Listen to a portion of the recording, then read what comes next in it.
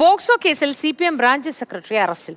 പുതുനഗരം ചെട്ടിയത്ത് കുളമ്പ് branch secretary Puthunagaram വാരിയത്തുകുളം N. ഷാജിയാണ് അറസ്റ്റിലായത്. കൊടുവായൂരിൽ കായിക ഉപകരണങ്ങൾ വിൽക്കുന്ന കട നടത്തുന്നയാളാണ് 35-കാരനായ പ്രതി ഷാജി. ജേഴ്സി വാങ്ങാൻ കടയിലെത്തിയ 10ാം ക്ലാസ് വിദ്യാർത്ഥിയെയാണ് ഇയാൾ ഉപദ്രവിച്ചത്. ഗോകുൽ VS വിശദവിവരങ്ങളുമായി ചേരുന്നുണ്ട്. ഗോകുൽ, എങ്ങനെയാണ് ഈ സംഭവം പുറത്തു വന്നത്? ഇതിന്റെ വിശദാംശങ്ങൾ എങ്ങനെ?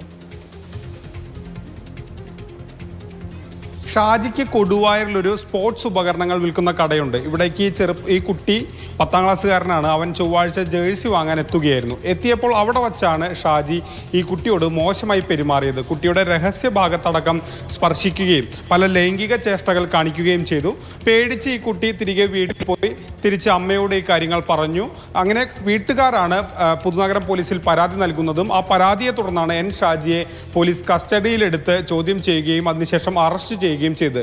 ഈ സംഭവത്തിന് ശേഷം, ഇത് പുറത്തു വന്നതിന് ശേഷം CPM ഇയാളെ പാർട്ടിയുടെ പ്രാഥമിക അംഗത്വത്തിൽ നിന്ന് തന്നെ പുറത്താക്കിയിട്ടുമുണ്ട്. ഇയാളിപ്പോൾ അറസ്റ്റ് ചെയ്തതിന് ശേഷം റിമാൻഡിലാണ്.